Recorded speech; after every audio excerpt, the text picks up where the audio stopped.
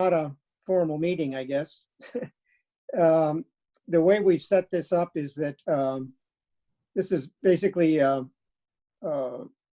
meeting or was intended to be a meeting and a discussion with representatives of the Lower Connecticut River Valley Council of Governments, or the RiverCOG, about their efforts to put together a regional plan of conservation and development. And they have kindly agreed to host this meeting on their Zoom account this evening. So they're in effect in control of who's admitted and so forth. So with that understanding, we were going to allow, and I think we'll just continue to allow, Megan Juflis from RiverCOG to essentially take over, provide a brief presentation, and then she was going to field comments with respect to various questions that were circulated to commission members and are in fact being asked of all the towns, is my understanding, who are participants in the RiverCOG. So with that, Megan, do you want to take over?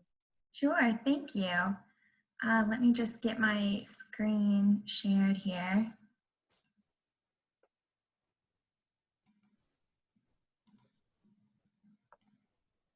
Okay.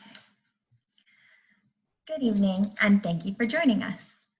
Thank you also to the Old Saybrook Planning and Zoning Commission for allowing us this time to speak with you this evening. My name is Megan Juflis. I'm a senior planner with the Lower Connecticut River Valley Council of Governments, or RiverCOG. Joining me in giving this presentation is RiverCOG's environmental planner, Margot Burns. We'd like to begin with a brief presentation followed by an open discussion based on the 5 questions that were circulated prior to the meeting. Everyone but the presenters will be muted for the presentation portion, and we will unmute speakers for the discussion portion. We'll go over more procedural matters for the discussion portion when we get there. We expect this meeting to last approximately 1 hour. And with that, let's begin. So why are we here? As a reminder, RiverCOG, the Regional Planning Committee, RPC, and our consultant, Fitzgerald and Halliday, are working on the first regional plan of conservation and development for the Lower Connecticut River Valley region. On June 29th and July 7th, we held a region-wide introductory presentation that offered a primer on RiverCOG, the Regional Planning Committee, and the Regional Plan, RPOCD. We'll begin tonight's presentation with a brief recap of the key takeaways from the introductory presentation, which is also available on the project website, rivercogregionalplan.org. We'll then spend a few minutes explaining what we mean by the region and why it is that we think regionally. The purpose of the discussion is to focus our perspective. Although we're here to learn about your town's issues and goals, it's important to keep in mind that we're creating a regional plan. So our focus should be on how your town's issues and goals fit into the region as a whole. We'll highlight some examples of this by showcasing a few goals from your POCD and comparing them to goals in other towns across the region. Then we'll turn the rest of the meeting over to you to discuss your responses to those 5 questions that we circulated. At the introductory presentation, we set out to answer a few key questions, which I'll briefly recap. First, why are we here? As I mentioned at the outset, we are creating the Regional Plan of Conservation and Development. What is RiverCOG? The regional planning organization for the Lower Connecticut River Valley. What is the RPC? The RPC is made up of appointed representatives from each of the 17 municipalities and has been tasked to oversee the creation of the RPOCD. And what is the RPOCD? It's a visionary policy document that guides land use patterns in the region over the next 10 years. Also at the introductory presentation, we answered the question of why we think regionally. Because thinking as a region can help our municipalities solve common problems and achieve common goals. But what do we mean by region? Specifically, we're talking about the Lower Connecticut River Valley, which is made up of 17 municipalities: Chester, Clinton, Cromwell, Deep River, Durham, East Haddam, East Hampton, Essex, Haddam, Killingworth, Lyme, Middlefield, Middletown, Old Lyme, Old Saybrook, Portland, and Westbrook. Each of these municipalities is unique in character, but their geographic proximity means that certain common conditions will exist among them, and that certain issues and goals will necessarily be shared. In addition, many issues and goals will have impacts that cross municipal boundaries. What happens in Old Saybrook may impact what happens in Westbrook. The unique character of each municipality also means that each has its own strengths and weaknesses. Our municipalities are interdependent, relying on each other in areas such as housing, jobs, infrastructure, and critical public services. As part of the RPOCD, we'll be examining these common issues and goals, as well as the areas where our towns are interdependent, and provide a roadmap for coordination and cooperation. As part of this effort, hearing from you about what matters to your town is critically important. Although this is the first RPOCD for the Lower Connecticut River Valley region, it's important to reiterate that we are not starting from zero. Our analysis of common issues and goals began with a review of the municipal POCDs for all 17 towns. After our review, we compared the POCDs and found that they do, in fact, share a great deal in common. Let's look at some of the goals from Old Saybrook's POCD. But first, I'd like to note that these goals were chosen to showcase the breadth of topics covered and were not meant to imply any level of particular importance. So first, to protect lands adjacent to and complementary to protected open space land. 2, to encourage development of commercial and industrial sites that is consistent with Old Saybrook's small town character with respect to scale, appearance, and design, and with special regard for landscape and other site amenities, traffic safety and convenience, and functional and visual linkages with adjacent areas.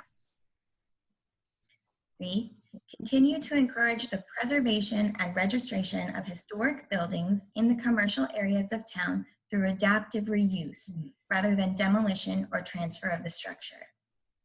4, promote additional multifamily opportunities that do not require owner residence, including limited apartment facilities, home conversions, and non-ground floor apartments over Main Street businesses where soils can accommodate waste disposal.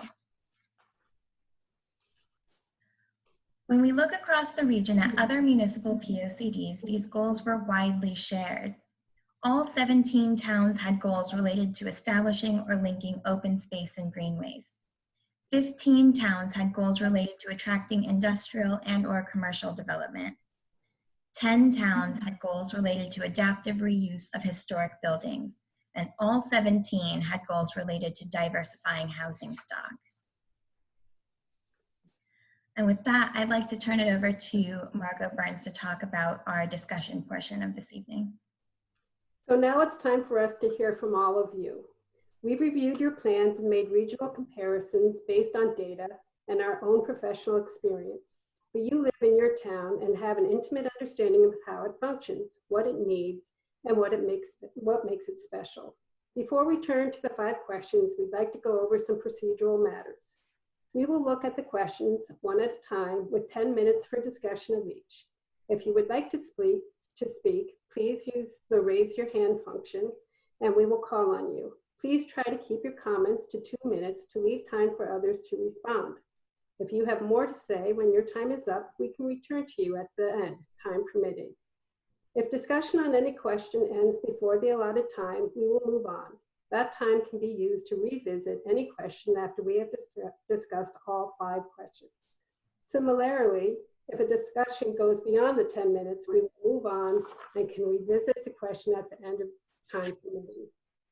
Finally, we understand that these are some big topics to be discussed in only 10 minutes. And also, not everyone is comfortable speaking to a crowd.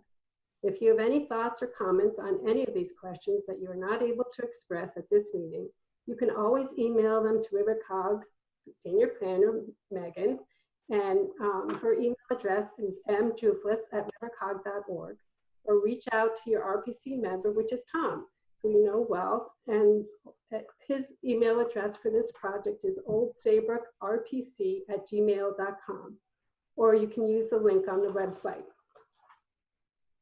So with that, we can start with the discussion of the 5 questions that were sent to you.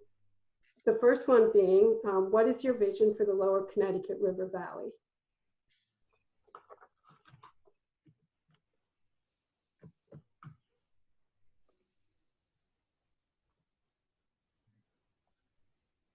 And I'm not seeing everyone on my screen to see if anyone who's raising their hand. Margot? Yeah. Can you hear me? Yes, I can hear you. Okay. Can everybody else hear me the way you've got this set up? Everyone should be able to hear you. Yeah. Okay. Is Paula Kay on the call? I guess not. I got a message from Susan Beckman that Paula Kay was attending. Hey, Tom, it's Christine Nelson. I think that message was from me. I talked on the phone with Paula, and she is on the line. Okay. Paula, are you there? Well, she's not responding. Okay. I was going to call the meeting to order, but I guess without her participation, Paula? Hello, can you Yes. hear me now? I can hear you. Yes. Oh, okay, you unmuted me, that's why. Okay, All right. I'm here. All right, Paula, we had started this because we didn't have a quorum, just allowing RiverCOG to make a presentation to. Oh yes, I've been on since 7:07, and I apologize because I dialed the wrong Zoom thing. And but anyway, I have been on and I listened to the presentation. All right, yeah, I'm going to seat Doug McCracken, and with that, I think we have a quorum. We have you, myself, and Doug. So this will be an official meeting of the Old Saybrook Planning Commission being held by, Okay. okay? All right. Yes. Okay. And one of the, we've already started, we've asked RiverCOG, who's making a presentation and then taking our input on various questions that they have. They've already provided their presentation. I don't know to what extent, Paula, you heard that. Yes, I did. Yes, I okay. did. I've been on pretty much since the beginning. You introduced the meeting at about 7:05. That's when I was on. All right, great. Yeah. So you don't have. We're going to do this in such a way that most people are going to be asked if they're using Zoom to raise their hand. Paul, I think you're the only one, as far as I know, that's called in. It's not using Zoom. So I'm going to ask you to go first every time we have a question. Okay, if you have a comment. If you don't have if you don't have a comment, just say like, no comment or whatever. Oh, okay. All right, because we have no other way to. All right, but you can hear me. But you can hear me now, correct? If I unmuted my phone and. Yes, we can hear you, but right. So okay. Okay. Megan now is going to ask, Megan or Margot, I don't know which one is going to run the discussion here by soliciting comments to the questions. Yes, no, I understand. However you prefer to proceed on that. Okay, but I can hear everything. All right, let's go to the Thank first. you. Okay, Margot, do you want to take it back? Or? Yeah, sure. So the first question was, what is your vision for the Lower Connecticut River Valley? Now we were going to do this by the raise your hand function that most of you should have on your screens. And if you don't have it and we can see you, I suppose you can raise your hand and we can, take your question, or otherwise just go ahead and ask your question if the raise your hand item isn't functioning, because I don't see anybody with a raised hand at the moment.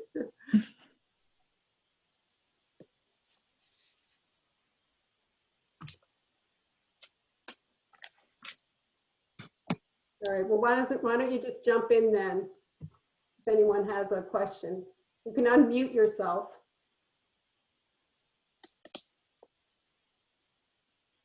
Hi, this is Susie Beckman. I am the Economic Development Director, and since there's quite a bit of silence, I thought I'd pop in and just let everyone know that everyone actually on the call, except for the RiverCOG folks, probably knows that we have just recently added a section to the town plan, which is the economic development strategy for the next 10 years. We updated that.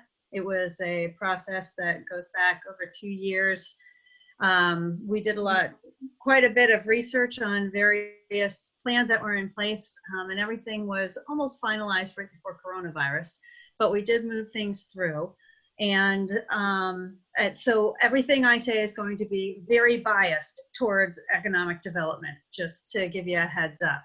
So there are several items in our plan that we would like to make you aware of. So I will send over to the RiverCOG just information, a complete plan to make sure you have a copy of it so that you can review some of that and see what maybe is a little bit of interplay with what other towns are doing. But a few of the things that we've really looked at have been wastewater disposal.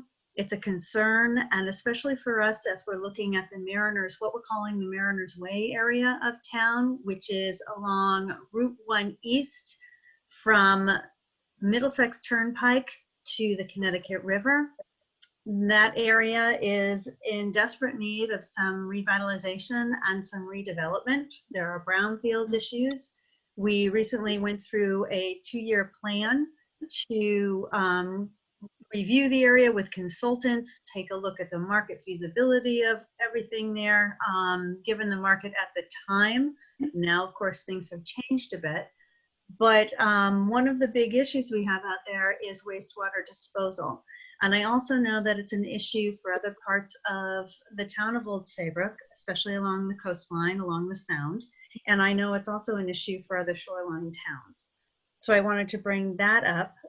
Also, just the Mariners Way in general would like to be able to coordinate possibly with other towns, especially if there are things that we can promote or connect somehow. I know Christine has had a really cool concept of taking the train bridge whenever it's finished and creating a walking, I don't know, what would you call it, Christine, a walking path, or creating a pedestrian and bikeway over the river to Old Lyme. So something like that is of interest. And another thing is just looking at the birding in the area. I know that we have the Audubon, the Connecticut Audubon has an office in Old Lyme. So that's one thing we had hoped to possibly work with them when they were looking for a new location.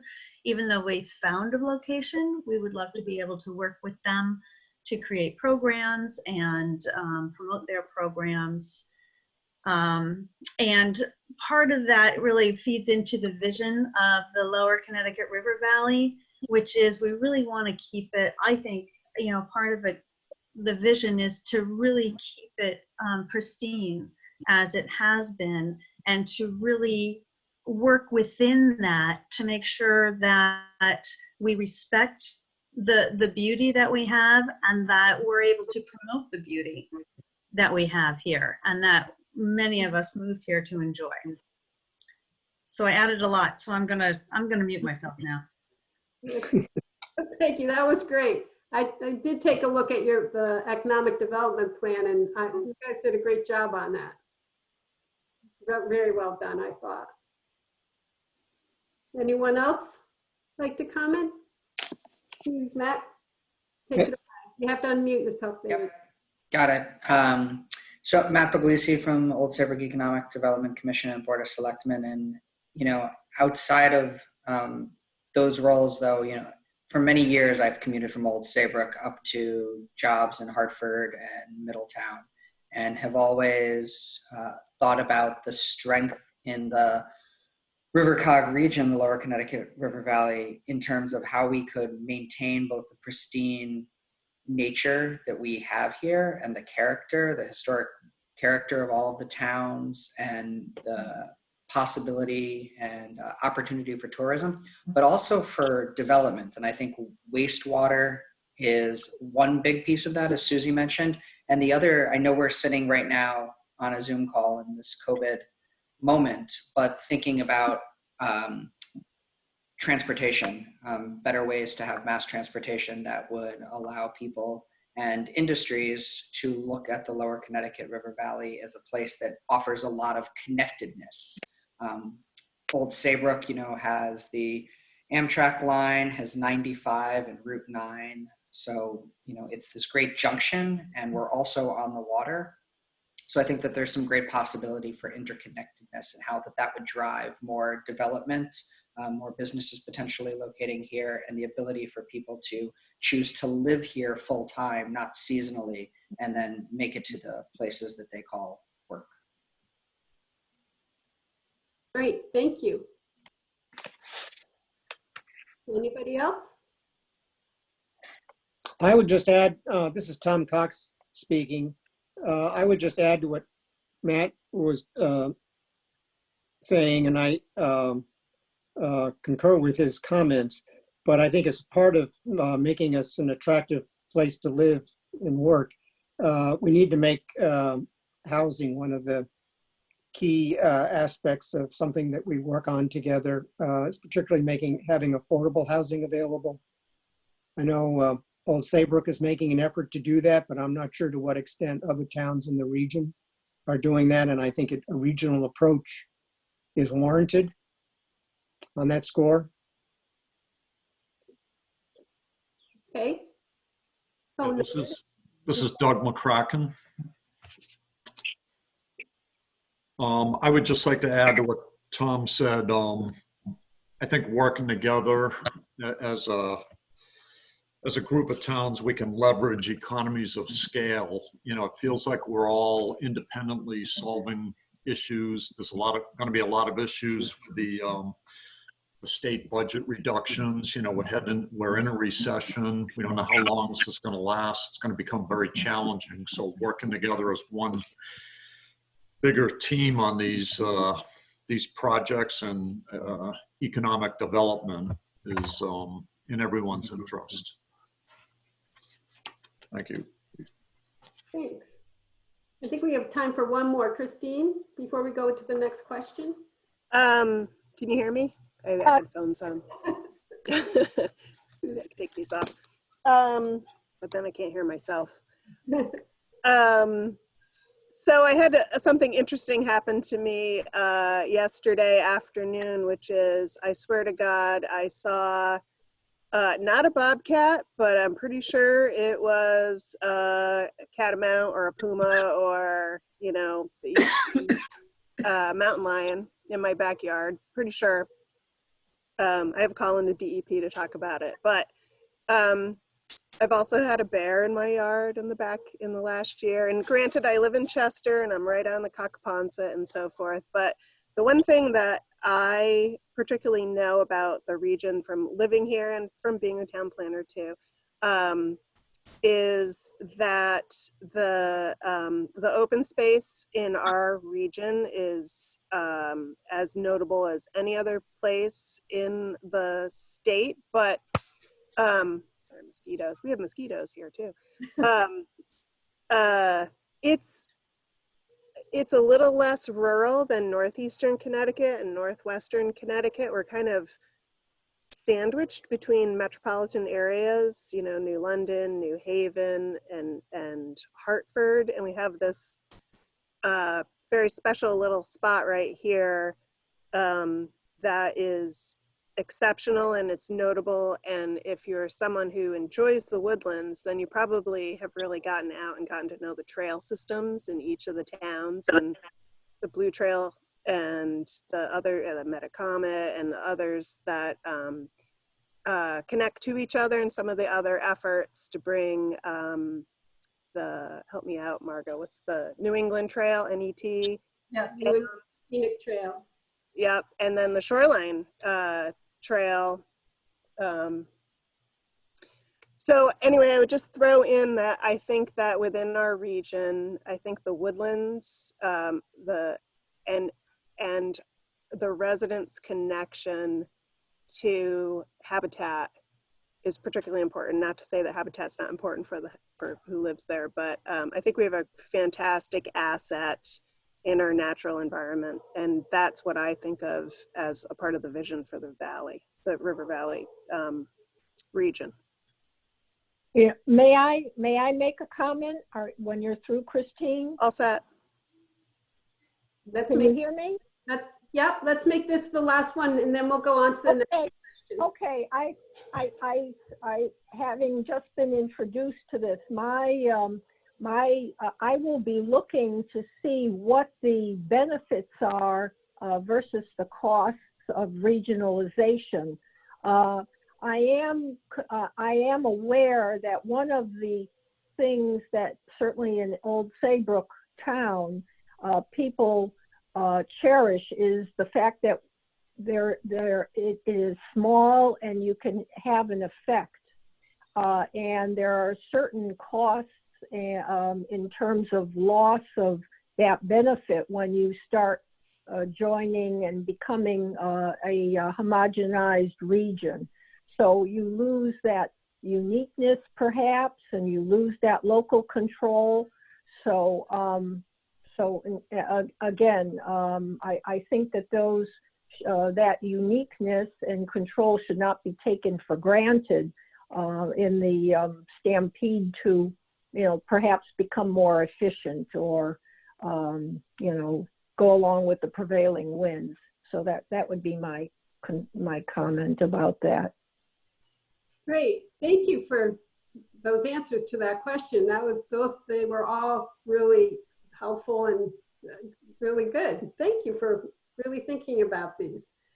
So the next question was, what do you see as your town's role in the region?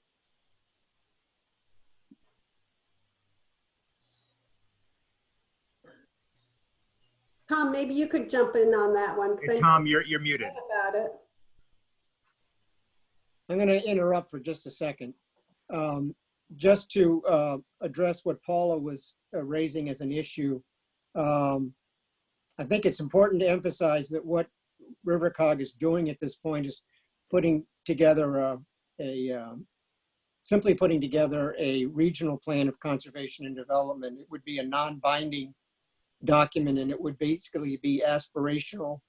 Wouldn't require anybody to do anything. It would reflect an effort by various towns to try to have some meeting of the minds in terms of how, what particular problems are being addressed by various towns that are sort of regional in nature and might best be addressed from a regional viewpoint. Again, nothing would be binding on it, so it wouldn't be a matter of losing control. So with that, I'm going to turn it back over to Megan. Okay, let's see. Let's go back to the question then for number 2. So that was, what do you see as your town's role in the region? And Tom, I thought that you might be a good person to start that one off. Me? I guess I just had a few things that I've noted down. I basically, in addition to Middletown, I think Old Saybrook is one of the 2 major commercial centers in the region. Also happens to be a transportation hub with the railroad and 95 and Route 9 intersecting here. At least as far as the Shoreline goes, it's a business hub and thus provides a number of jobs for people who live in Old Saybrook, but also adjoining towns. And it has a significant mix of housing. And that's there's been an attempt to have some affordable housing for people so that they can actually afford to live and work in town. And there's also other sorts of higher end housing.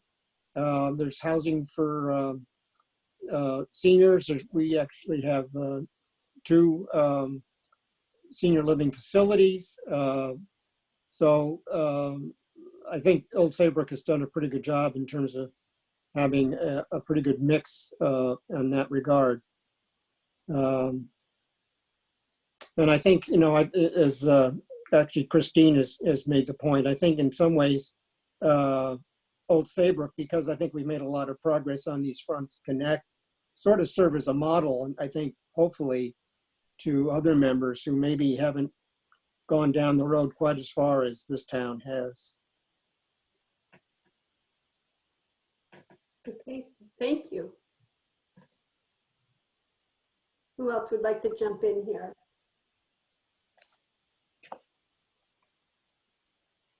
Christine? Sure, can you hear me? Yep. Yeah, I kind of think of Old Saybrook as the kid next door, you know, that you can call without being too hokey.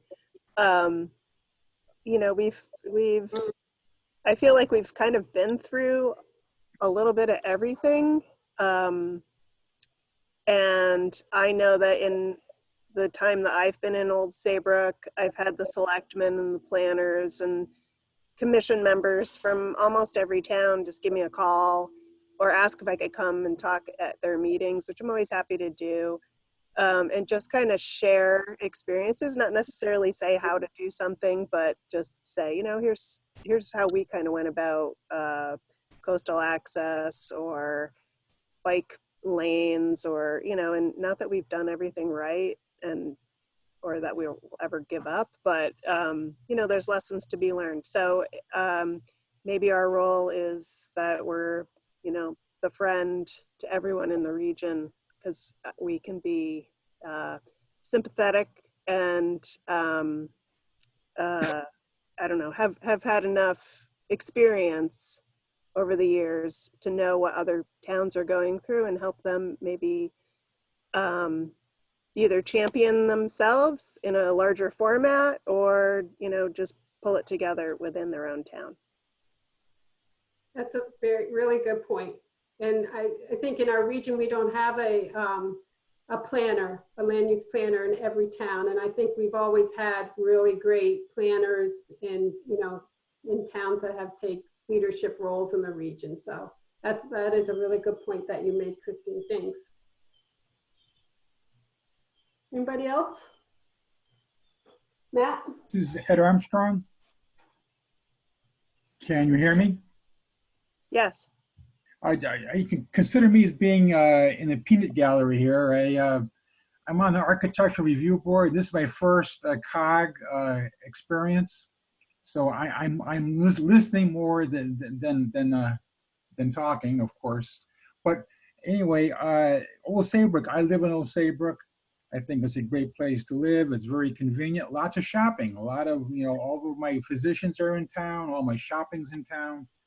I have to agree that we need to do a better job on housing, maybe making housing available above businesses. You know, we're pretty good at repurposing old businesses into new businesses, but we keep the structure the same, and we miss an opportunity sometimes for expanding housing. But what I'd like to comment on is us being, well, Saybrook being like a hub of the area, in my opinion. I think we could use the help of maybe a regional trade school or some kind of a trade school, just to give the local high school, I mean really local, like the next towns over, a chance to go and learn about trades. I know there's other trade schools in the state, but they require, you know, transportation. They require, you know, resources. I think if we had a local resource for trade schools, it might be a step in the right direction for growth. That's it. Okay, thank you. And we have time for one more question, one more, you know, contribution here before we go on to the next question. And Matt, did you have your hand up before? Yeah, I did before. I'll just be really quick. I kind of just want to build on what Tom had said. And, you know, I agree. You know, when you look at Middlesex County, Middletown is clearly the large urban gateway at the north end. And then Saybrook is that commercial transportation hub at the south end, and we have great recreational and tourism resources here as well. And so I think that when I think about our role as a town, if we are more of a blend of the rural and commercial aspects throughout the county, and if we're going to be able to have a comprehensive plan move forward, I think that Old Saybrook really needs to step up and be on board, because you're not going to do a bike greenway down the Connecticut River and connect in without Old Saybrook being, part of it. And I think that that's a really, key role for us to play.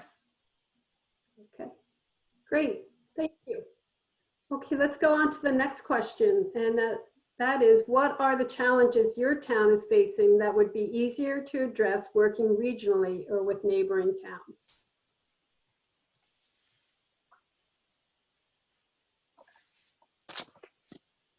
Housing was one of them that was just mentioned under the last one a little bit.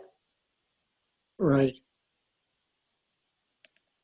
And Matt, I don't know if.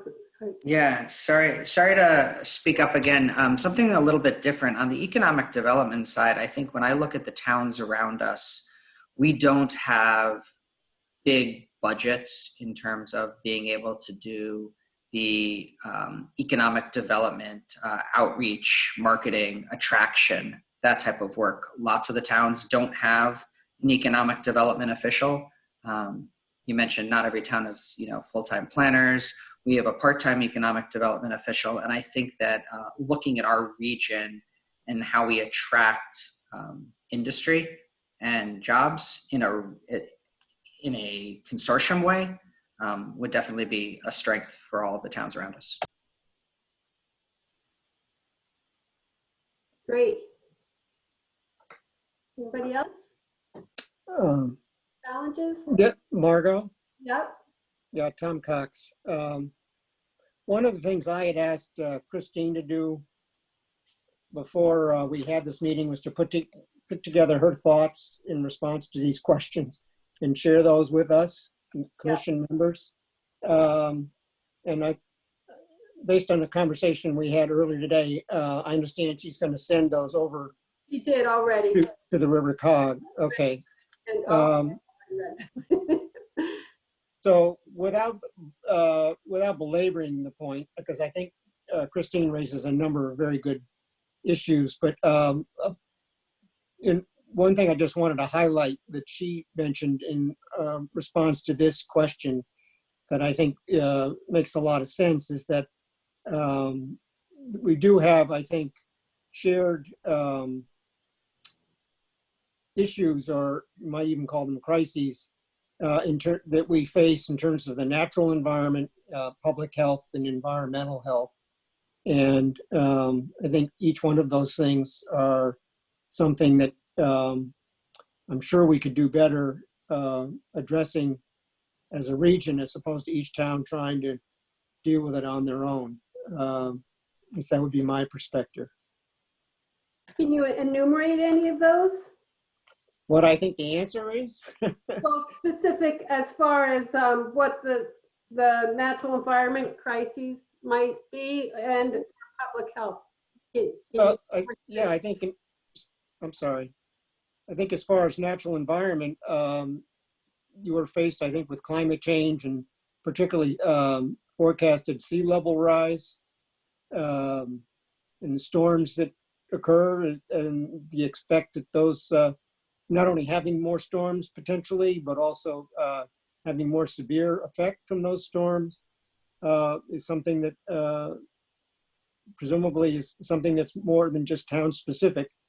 There's, as far as I understand it, a substantial drug problem that not only is located in one particular town, but is sort of rampant throughout the state and the country, quite frankly. And we have, just as another example, I think, and this gets back to housing, I think there's been certain discrimination, certainly within the region, in terms of, by virtue of certain land use practices that have not I don't think bode well for environmental health. That was good. Thank you. Anybody else? Oh, let's see. Susan, you have a hand up, I see. I do. I'm gonna just put a plug in again for regional solutions, possibly to wastewater systems, because I think it'll help with developing more affordable housing in the area and more multi-use housing. It'll also help with some environmental issues, protecting our waterways. The Connecticut River is pretty clean, but Long Island Sound has some challenges due to our individual wastewater systems that are on every lot. And rising sea levels are going to be a continuing concern with that. So I'm going to plug again the wastewater systems that we might be able to do regionally. Okay. How about if we go on to the next question? All right, the next question is, what do we do well in our region, and what can we do better?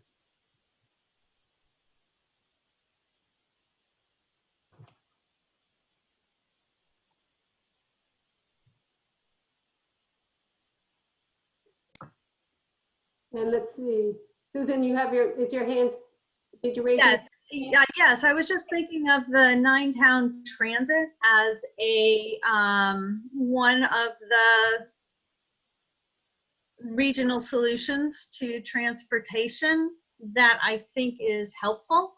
There are always probably improvements that can be made, but their recent effort over the last it was actually last summer to December and then into this year, they did the program where they were providing free rides that were similar to Lyft or Uber, where it was on demand. And they were having some real success in getting people to use that. Now with coronavirus, I don't know what things look like with that. And I know that's a big monkey wrench in that plan. But going forward, after thinking positively that we're going to have a vaccine and we'll be able to move forward from this, I think that has been something that's been done pretty successfully and that we might be able to build on for those areas where we don't have the train service. That was that whole free ride time period was a special project that I think Sam worked on, and I think it was with the 3 towns. I wasn't really involved in that, but it did work out well. Christine, can you speak more to it? You have your hand raised too. I wasn't sure if that was hand raised or clapping. Yeah, actually, Susie could probably talk to that too. That was Suze, what was it called? No, I know I can't remember. What is it? Dial-a-ride? What? Was it Dial-a-ride? No. Last mile. Last Mile. That's what it was. Yeah, it was very popular, and they actually extended it. Mm-hmm. Yeah, sorry, that's about all I can contribute to that. I know it did work out really well. So It did, and it was a pilot project, and it went to a couple areas in Essex, an area in Westbrook, and anywhere in Old Saybrook. And I know that they did have some success with it. So kudos go out to 9-town transportation. Yeah, that was good. I do have my hand raised. So. Okay, go ahead there. I think in our region, the Parks and Recreation departments do a fantastic job. I live in Chester, and the Parks and Recreation department offers all kinds of great stuff at a really reasonable rate. And the summer camp is extremely popular, and everybody was devastated that it was not offered this summer. Also, I live next to the Haddam Killingworth Combined Parks and Recreation department, and they have the most fantastic brochure of offerings. It's probably, I don't know if it's the best in the area, but my in-laws live in Middletown, and I see what they get for offerings for Parks and Recreation. The parks are great there too. And then and then I live in the Chester Deep River, and it's very reciprocal, which I really have gotten a lot of benefit from, because our towns are so small, we can only offer so much. So the sharing has been really great. And then just working for the town of Old Saybrook and learning how closely Parks and Recreation Department and Youth and Family Services and the school system work together to coordinate their efforts and to offer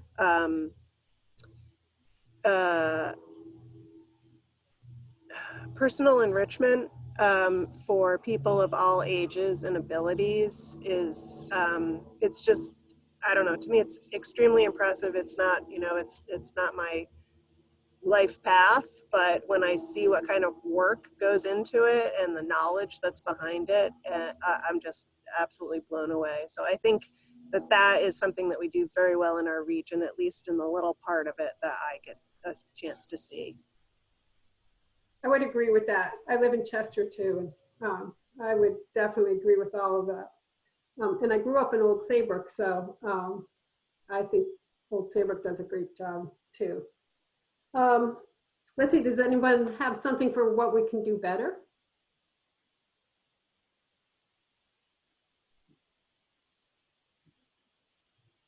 Wow. Susan? Susan? Sorry, I'm doing a lot of talking. There's not But I think of economic development, even though, again, I'm biased, but even though there are efforts between the towns, I try to connect with different economic development folks in different areas. I don't know that we have really a focused plan on the types of businesses we'd like to bring in and where they could go. And it would be helpful for me as an economic development person, if I'm talking to businesses that want to move to the area, it would be great to have a centralized list of maybe available properties or locations that are good for certain types of businesses. I mean, I can go online and do the research myself, but to save time, it might be nice to have a little more coordination between, I know that there are at least economic development committees in most towns, and maybe that's a way we can help each other. Okay, great. We have our Grow Smart study that we did regionally, which I know Sam wants to, you know, do the next chapter on with that. So I think that maybe this could work in with that. So that was great. And anyone else? And maybe we should get on to the next question so we can have everyone get to their next meeting, probably after all these the Zoom meetings we've been all doing lately. One more until we get, okay, and we'll get on to the next question. So this is the last one. How could a regional plan of conservation and development support your town? I think Susan, with the economic development, that was a good example.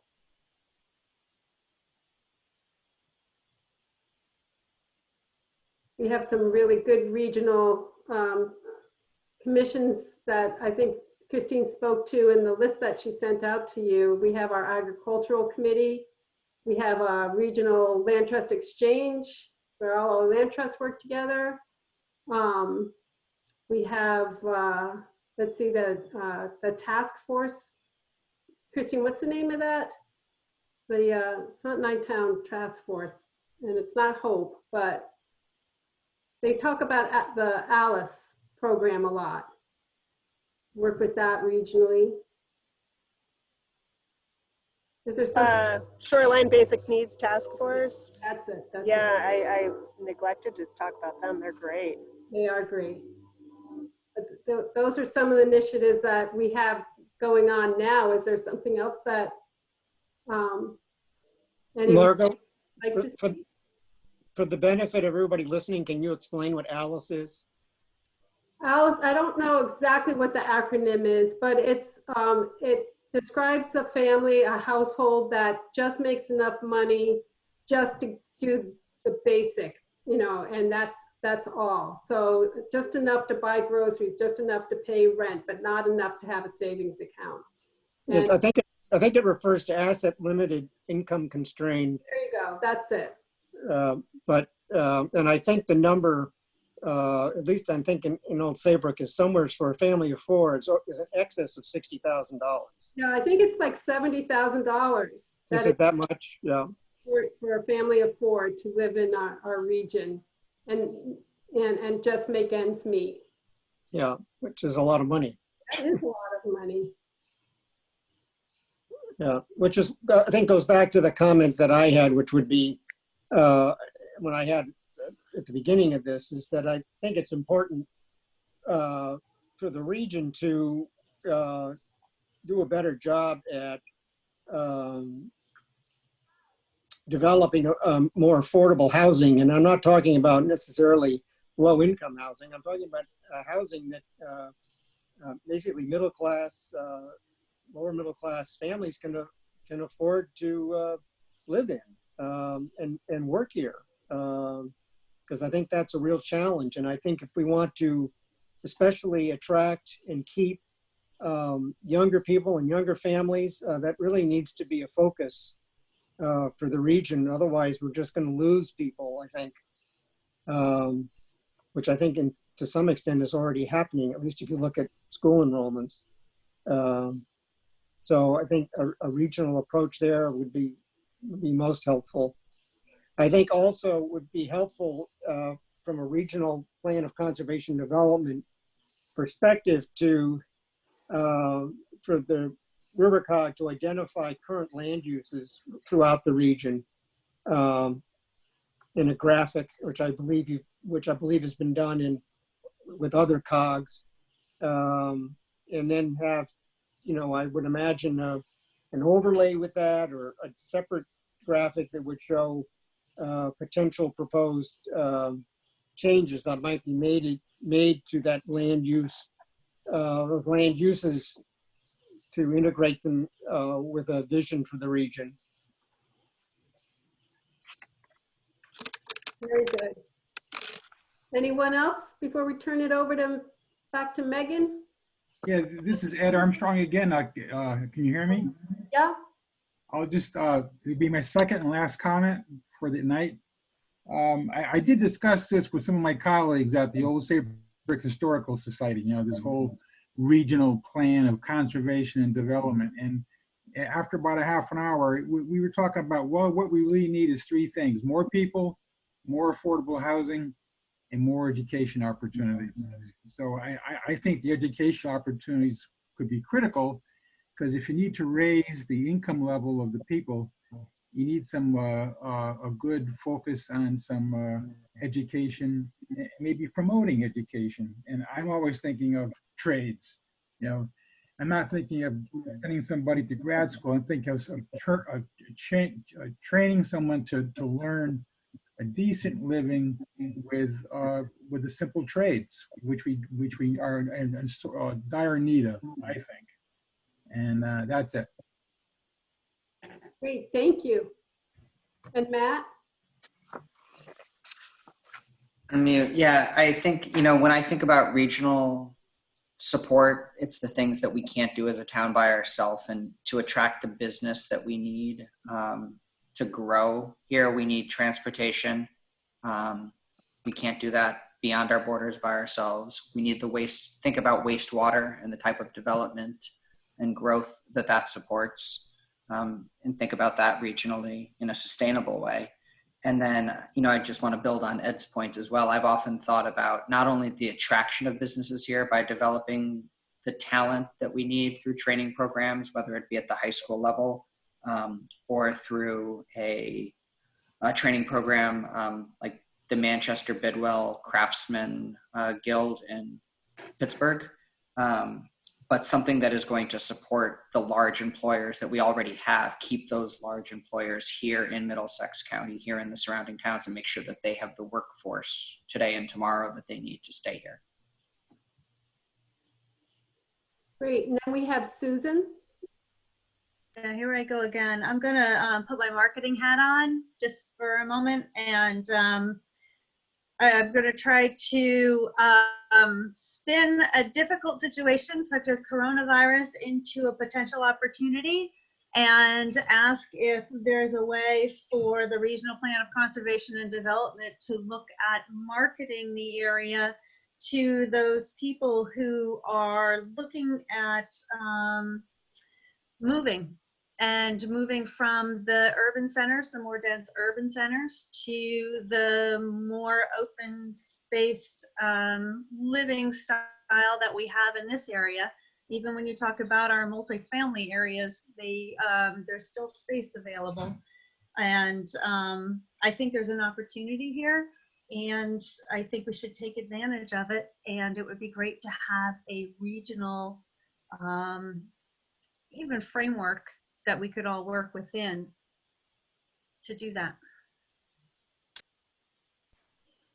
Okay, great. Anyone else? And Matt, did you raise your hand again? No, okay. Well, thank you, everyone. You guys really, worked hard on looking at those questions and thinking about it. So thank you so much for that. And Megan, why don't you take it away? Great, thank you. And yes, like Margot said, thank you so much for participating in our discussion. We learned a lot from listening to you. So we know these are some big topics to talk about in just 10 minutes. So as a reminder, if you have anything to add or something comes to you later, you can email your thoughts and comments to me, mjuflis@rivercog.org.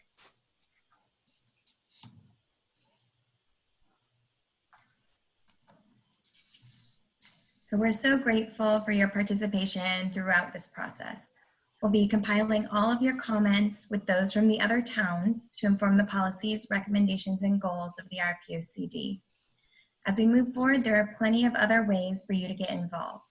These include visiting the website, rivercogregionalplan.org, signing up for email notifications, and sharing the presentations and outreach materials with others in your community. And they are also welcome to send me their thoughts and comments on these questions. All are welcome. Signing up for notifications means you'll be kept informed of upcoming meetings, project news, and links to documents and presentation videos as they're posted online. You can also reach out to your RPC member via the link on the website or via email. So here would be oldsaybrookRPC@gmail.com with any thoughts, comments, or concerns.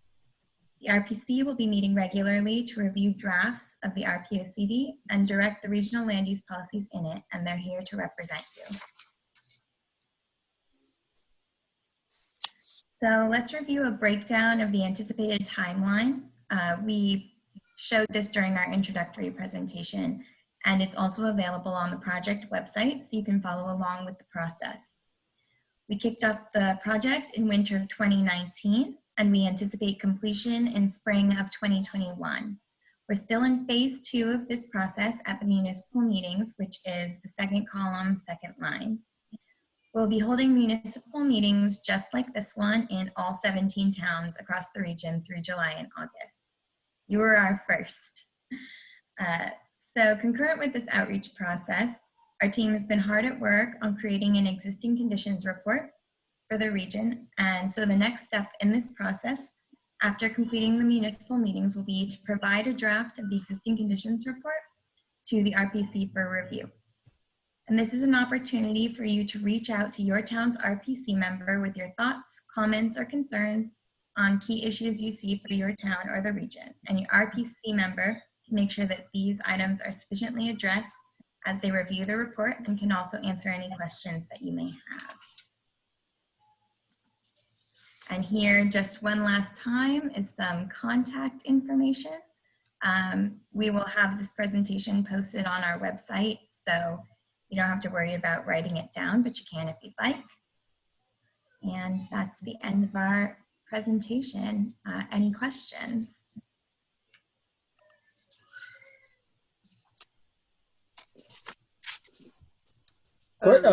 Megan, when do you anticipate having a draft of the the initial draft of the RPOCD put together?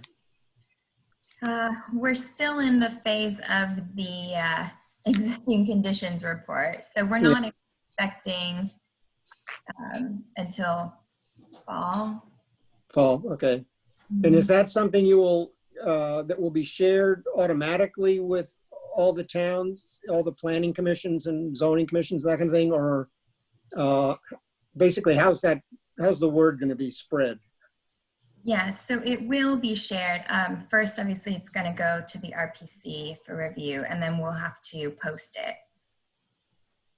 Okay, and then notice will go out that it's been posted, or is that how you'll deal with that? Yeah. Okay. Well, if no one has any other questions for Megan or Margot, I guess I should take the meeting back, and we can wrap up the meeting of the Old Saybrook Planning Commission. I did want to make a note that without objection, no one has an objection. I'd like to have the memo that Christine Nelson prepared for commission members in preparation for this meeting included as part of, referenced and then included as attachment to our minutes for this meeting. That's just as a matter of record. I think that ought to be there. And with that said, I guess I would entertain a motion to adjourn. So moved. Second. Second, all in favor? Aye. Aye. Okay, we are adjourned. And thank you, Meg and Margot, and appreciate your help. Yeah. You're welcome. Thank you, everyone. Thank you.